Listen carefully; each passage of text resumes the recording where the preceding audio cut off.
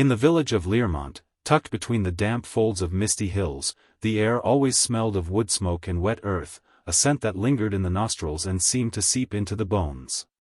Houses, low and crooked, leaned into one another as though for protection, their thatched roofs dark with the stain of centuries, their windows small and wary, letting in little light. Life here moved in careful rhythm, the tolling of the bell at dawn, the creak of the mill wheel, the bleating of sheep shivering in the frost. And within this quiet, a girl named Elinor lived, a peasant, unremarkable in most eyes, save for the claims that drew whispers even from those who should have ignored them. Elinor said that she spoke with the Blessed Virgin. Not in fleeting dreams or childish fancy, she claimed, but in visions that came as clear as the dawn, when the world was hushed and only the heart listened. Villagers, simple folk burdened by toil and superstition, looked on with a mixture of fear, suspicion, and awe. Some laid offerings at her door, a bowl of milk, a loaf of bread, a sprig of rosemary. Others stayed away, clutching their rosaries and muttering prayers under their breath, afraid that by proximity they might absorb some spark of the sacred, or the profane. Her room was small, with walls blackened by smoke and damp. A single candle flickered at night, sending its trembling light across the rough-hewn floor. Elinor would sit by it, hands folded, listening. Sometimes the voice came as a whisper, sometimes as a song that seemed to rise from the stone itself. "Do not fear, child," it said, or, "tend the hearth and the heart alike."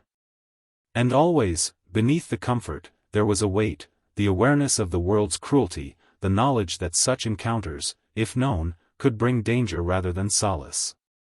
The villagers debated what to make of her. The priest, old Father Bertrand, called her claims delusion, yet he could not deny the kindness that followed her footsteps, a sick child soothed, a quarrel cooled, a prayer answered that no one else had dared whisper. She did not seek praise, nor recognition, only the quiet communion that left her body trembling and her soul heavy with the knowledge that the world is fragile, and that the holy, like the wind, cannot be captured. At dawn, Elinor would rise and step into the chill mist, feeling the wet grass beneath her bare feet, listening to the rustle of leaves, the distant crow of a rooster, the soft lapping of water at the village pond. In those moments, she felt a freedom unlike any the world afforded, a freedom of spirit, a liberation from the weight of gossip and fear, as though the voice had lifted her above the small cruelties and small mercies of mortal life. Yet even in her solitude, she was aware of time's relentless passage, of the inexorable pull of death and the frailty of the body that bore her soul. She pondered freedom and devotion alike. To hear the Virgin, to commune with the sacred, was not to escape the world but to bear it differently. Every vision, every whispered warning, every echo of celestial guidance reminded her that life is measured not by the length of breath but by the weight of understanding.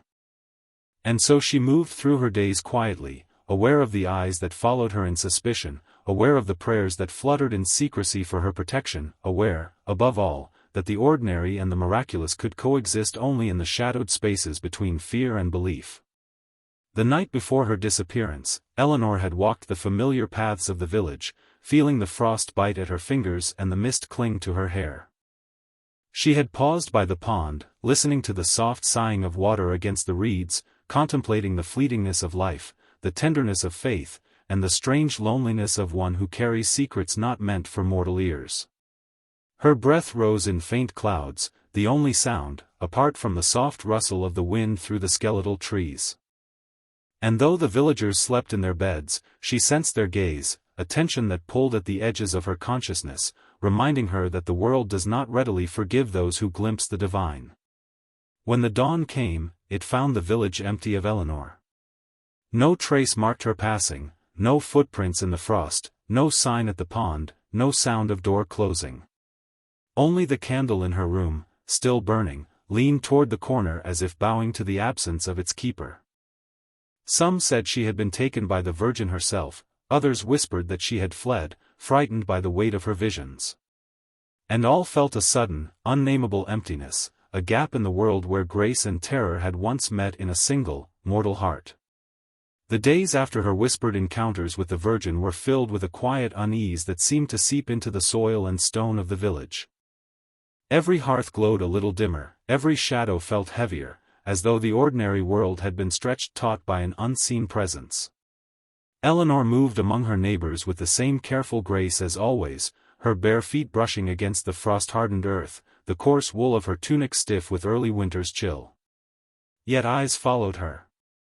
Not openly, not always consciously, but the way that fear lingers in a room, bending air and light toward suspicion.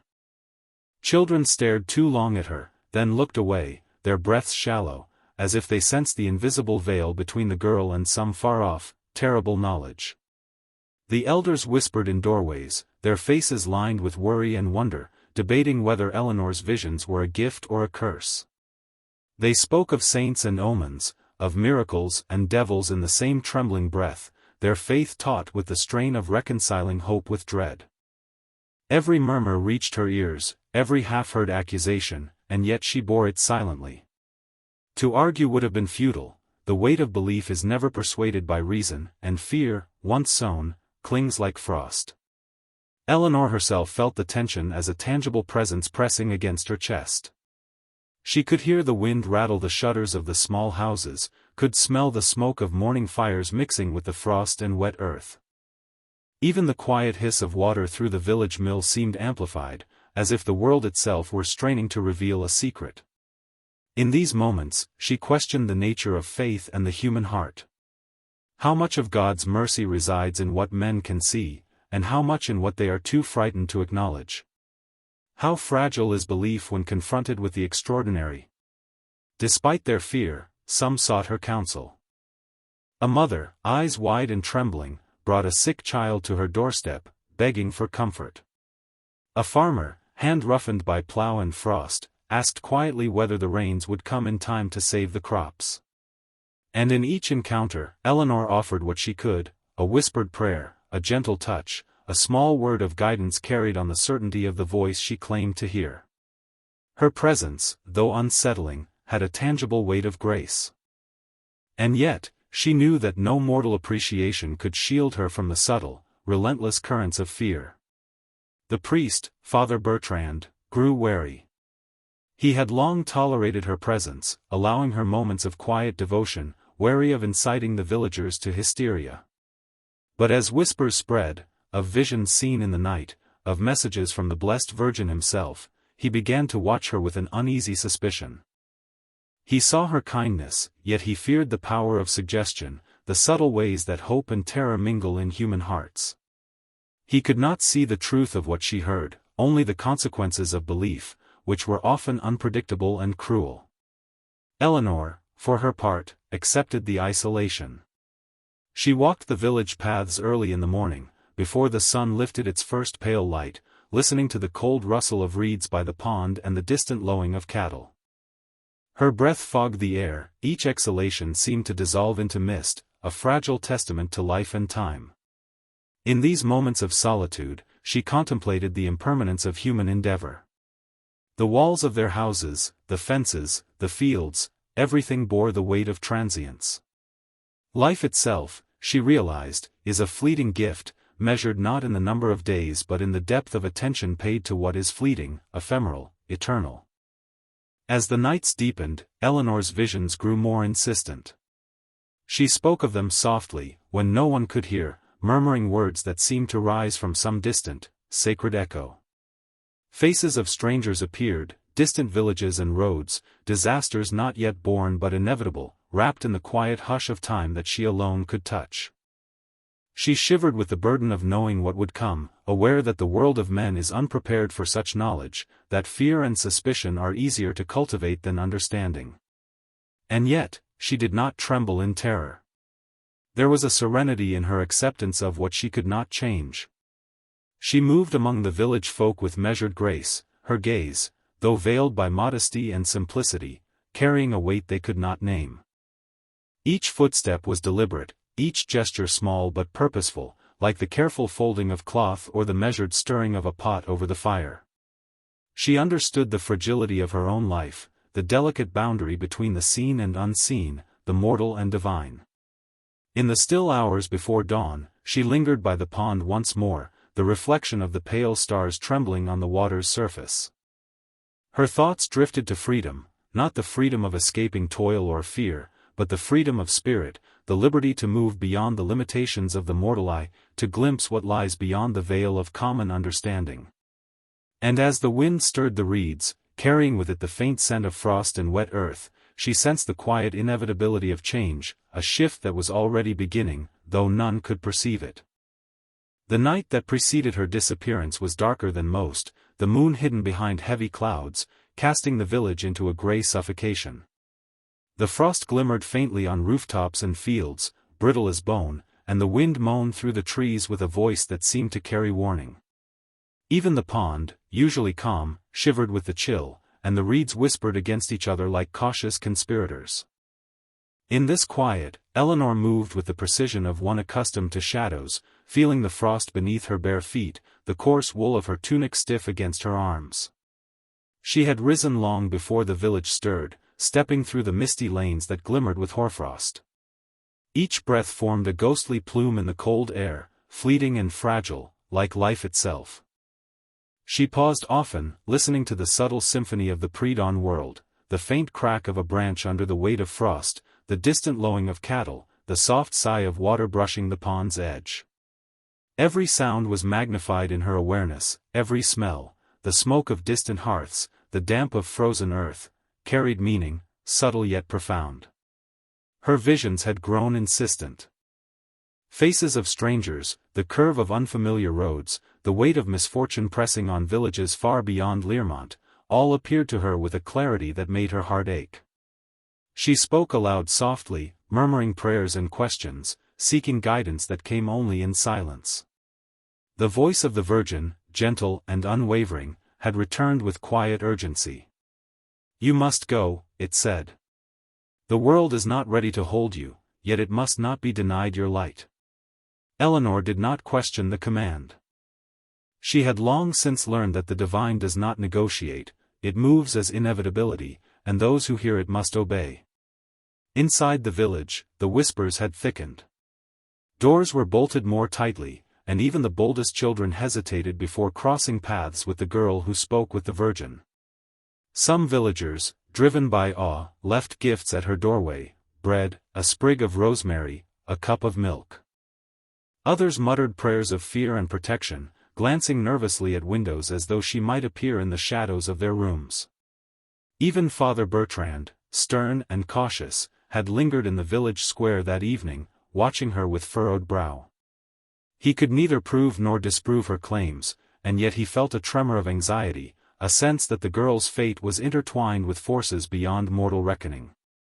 Elinor's movements were deliberate, rhythmic, almost ceremonial.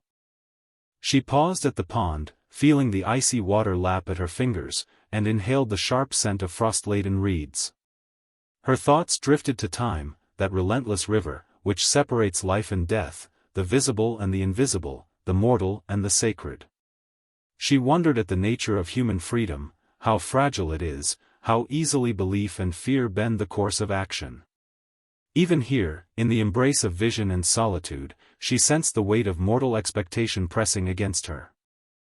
The villagers expected a miracle, a blessing, a sign, but the divine rarely submits to such demands. As the first sliver of dawn began to pierce the mist, painting the horizon in pale, trembling gold, Elinor turned toward the village. She walked silently through the frozen paths, leaving no trace, carrying only the quiet grace of one who belongs to neither the mortal world nor the hidden realms she glimpsed. The breath of the earth, the scent of damp straw and smoke, followed her like a faint hymn. She passed the sleeping villagers' homes, noting the closed shutters, the faint curl of smoke from chimneys, the subtle rhythm of life, unaware of the extraordinary passage beside it. And then she was gone. No door creaked, no footstep betrayed her departure. Only the faint stir of reeds by the pond and the lingering scent of frost and damp soil remained. In the village, discovery came slowly. Mothers arose to find her absence, children wandered through empty doorways calling her name, and Father Bertrand, sensing a shift in the air, stumbled toward the pond, eyes wide, searching for some sign of explanation. But the world offered none. It was as if the morning had claimed her, leaving only the echo of her presence and the quiet burden of what the villagers had never fully understood. The pond reflected the pale dawn, still and unmoving, a mirror to the sky. And there, in that silvered emptiness, the villagers saw only themselves, their fear, their faith, their longing for signs they could neither command nor comprehend. Some whispered that she had been carried by the Virgin herself, that her mortal frame had been touched by grace and lifted beyond the boundaries of ordinary life. Others murmured darker possibilities, fearful that she had succumbed to forces unknown, lost to the world she once walked. Yet, in truth, the reason was both simpler and more profound. Elinor had moved beyond the constraints of mortal expectation, beyond the fragile limits of sight and understanding. She had stepped quietly into the delicate space where human hearts falter and divine will flows, leaving the world behind without struggle, without fanfare, carrying only the weight of a vision too rare, too impossible, for those bound by ordinary fear. And in that absence, the village felt an emptiness both bitter and luminous, the echo of a life that touched the sacred, however briefly, and vanished.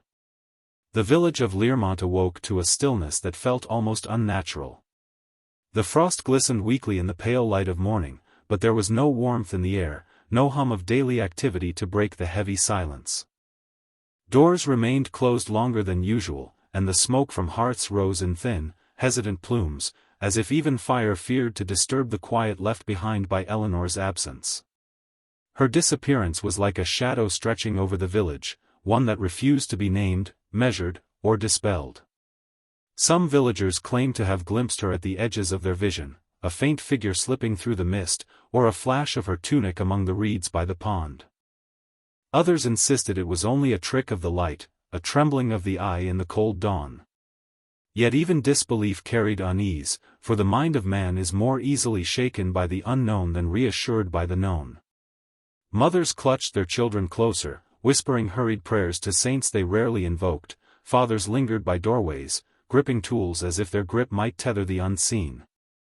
The ordinary rhythms of life seemed suspended, as if the village itself hesitated before stepping forward into a world that had momentarily glimpsed the extraordinary. Father Bertrand walked among the villagers, a grim figure of authority pressed into service by fear.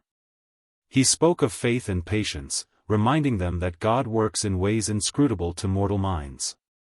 Yet even he carried a quiet tremor, a recognition that the divine can visit the world in forms that defy reason. The girl's absence had left more than emptiness, it had left questions without answers, and questions breed unrest as surely as famine breeds hunger. The priest could not speak of miracles openly, nor could he dismiss them entirely. The balance between reverence and caution, between hope and dread, wavered like a candle in the wind, fragile and unpredictable. The pond, the place where she had lingered in silence, became a locus of memory and speculation. Its surface reflected the sky with uncanny stillness, the reeds trembling in the slightest breeze. Villagers came cautiously, leaving offerings of bread, water, and candles, as though they could invoke a trace of her presence, a sign of divine favor, or perhaps a clue to her fate. Yet the pond remained mute, a mirror to the emptiness left by a life that had touched the sacred and vanished. The wind through the reeds seemed almost to sigh, carrying with it the subtle fragrance of frost, wet earth, and the faint perfume of rosemary, reminders of the girl who had walked among them, bridging the mortal and the divine. In the nights that followed, whispers multiplied. Some claimed she had been taken by the blessed Virgin, lifted in silence to a place beyond mortal fear. Others murmured of darker possibilities, that she had wandered too far into the realms of the unseen, and that the world had no claim on her mortal frame. Children dared to tell stories, their voices trembling, of a girl who walked the mist and vanished into light. Adults listened, grim and unsettled, for their hearts carried the weight of knowing that the extraordinary, once seen, cannot be unseen, and that the ordinary can never fully reclaim its previous ordinariness. Yet life persisted, stubborn and unyielding. The frost melted, the mill wheel turned, and sheep grazed in the fields, oblivious to the delicate tremor in the hearts of men and women. Still, the memory of Elinor lingered, like a faint fragrance in the corner of a room, impossible to capture fully, yet impossible to ignore. The villagers' fear gradually softened into reverence, a cautious acknowledgement that the world is wider than the eye can measure, and that the human heart may tremble before forces it cannot comprehend. They spoke less of her with suspicion and more in hushed tones, with the mixture of awe and sorrow that attends all encounters with the sacred that leave no tangible proof behind. Father Bertrand reflected on her absence with a solemn, inward gaze. He realized that faith is often tested not by miracles witnessed, but by those glimpsed and then withdrawn, leaving only a fragile human mind to carry the memory. Life, he understood, is measured in small acts of endurance, in the patient tending of hearth and field, and in the quiet recognition that mortality is not merely a limit, but a frame in which the divine may occasionally appear, if only briefly. And as the candlelight flickered in his chamber, casting long shadows across the stone walls, he pondered the irony, that the girl who had been so fragile, so ordinary, had carried within her the weight of transcendence, and had vanished as quietly as the mist dissolving at sunrise. Weeks became months, and the frost of early winter gave way to the tentative green of spring. Yet in Learmont, the air remained tinged with the memory of Elinor. Though the earth thawed, though the mill wheel turned with regularity, the village carried an undercurrent of unease, a subtle acknowledgement that the ordinary had been touched by the extraordinary and had not fully recovered.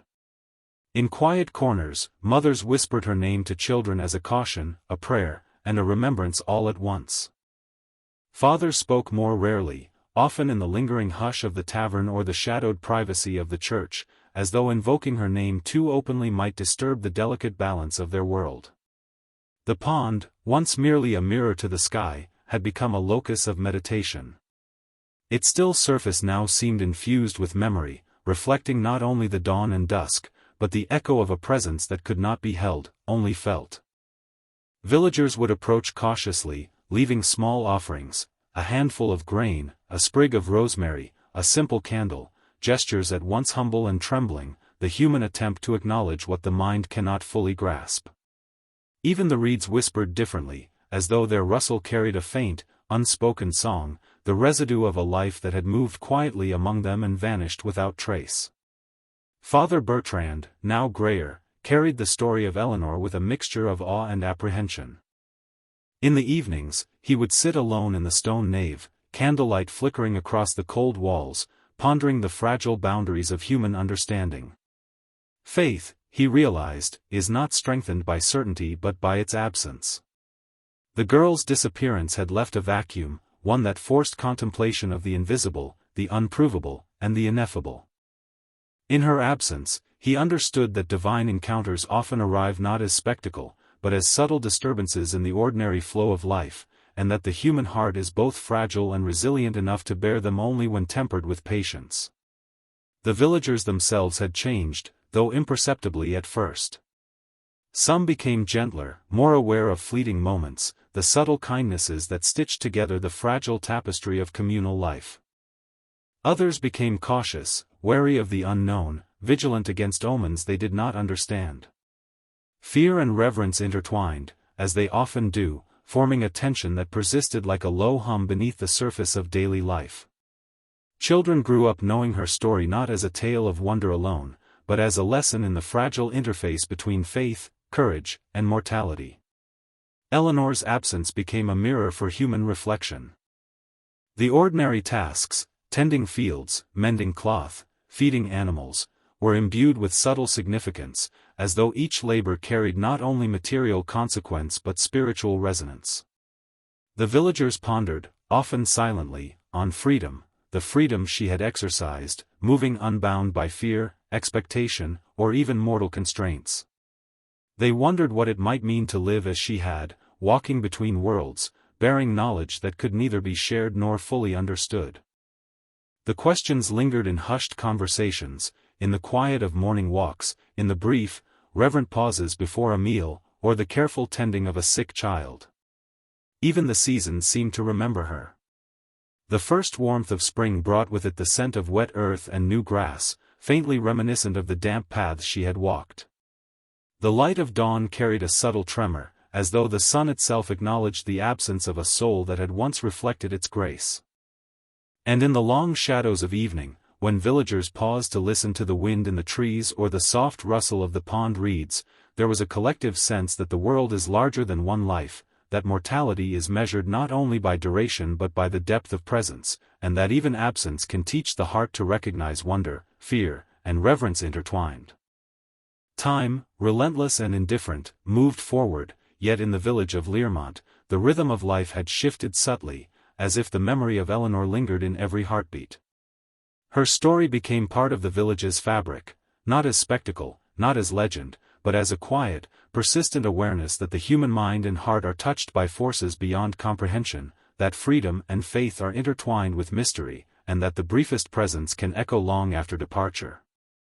In this way, she remained, a silent teacher, a shadow of grace, a reminder that the extraordinary, though fleeting, leaves a permanent mark on the fragile map of mortal life. Years passed in Learmont, and yet the name of Elinor continued to hover in the air like a faint fragrance, neither fully present nor absent. Children grew into adults, mothers into grandmothers, and fields turned from green to gold and back again, yet the memory of the girl who spoke with the Blessed Virgin persisted as a quiet undercurrent in daily life. Her disappearance at dawn had become both lesson and lament, a testament to the fragility of mortal understanding, and a gentle warning that the divine does not answer to human expectation. The pond remained, still and reflective, its surface carrying the imprint of that final morning. In the hush of early light, one could see the faint stir of reeds, hear the whisper of wind over water, and sense the lingering weight of her presence. It was as though she had not vanished entirely, but had become something elemental, a part of the world's unseen architecture. Her absence was not an emptiness but a resonance, a subtle shaping of time and memory that pressed gently against the minds of those who had known her story. Father Bertrand, now aged and bent with years of duty, often wandered to the pond alone. He would kneel at the edge, tracing the frost-flecked stones with gnarled fingers, and whisper a quiet prayer, not for understanding, for the mind cannot grasp such things, but for gratitude for the grace that had passed through his village, however briefly, and for the humility that comes from witnessing something greater than human comprehension. He pondered mortality with renewed solemnity, realizing that the measure of life is not counted in hours or seasons, but in the depth of perception, the endurance of spirit, and the quiet recognition of mysteries that cannot be possessed. The villagers, too, had changed. Their hearts carried the memory of her presence like a soft echo, a delicate tremor beneath the rhythms of daily labor. They no longer feared the extraordinary as they once had, though awe and caution remained intertwined. They spoke of her in whispers, sometimes as blessing, sometimes as lament, but always with reverence. Mothers taught their children that faith could take many forms, some gentle, some frightening, and that courage sometimes resides not in confrontation but in quiet endurance, in listening, and in knowing when to step beyond the bounds of ordinary expectation. In the stillness of dusk, the wind carried the scent of wet grass and frost, mingled with the faint, lingering aroma of rosemary from the paths she had walked. The village slept beneath the slow turn of the stars, and in that quiet, there was an awareness of limits and liberty intertwined. Elinor's life, and her disappearance, had shown that freedom is not always granted through movement or choice, but through surrender to a calling, to truth, to the currents of fate that sweep beyond mortal grasp. And in that surrender lies a beauty harsher than triumph, yet infinitely more luminous. Time, as it always does, continued its quiet march. Yet in Learmont, life had been subtly reshaped. The ordinary became sacred in its smallness, a loaf of bread, a fire tended, a child comforted, a prayer whispered. These acts, once mundane, were now the currency of reverence, the quiet acknowledgement of forces too vast to name, yet ever present. Elinor had moved beyond the constraints of mortality, but her shadow, soft, imperceptible, luminous, remained, teaching patience, humility, and the strange, enduring joy that can arise from recognizing the vastness beyond oneself. And so, the village learned a bitter, beautiful truth, that some souls arrive not to linger, but to leave a mark that cannot be erased. That absence, when borne with grace, can teach more than presence ever could. That faith is strengthened not in certainty but in quiet surrender. And that the extraordinary, like the fleeting light of dawn touching frost-laden fields, cannot be grasped, only witnessed, remembered, and cherished. In this quiet, Elinor endured still, not in body, not in voice, but in the delicate reverberation of hearts and minds, a presence as tender as the wind, as elusive as the morning mist, and as permanent as time itself. Like and subscribe to this channel for more interesting stories.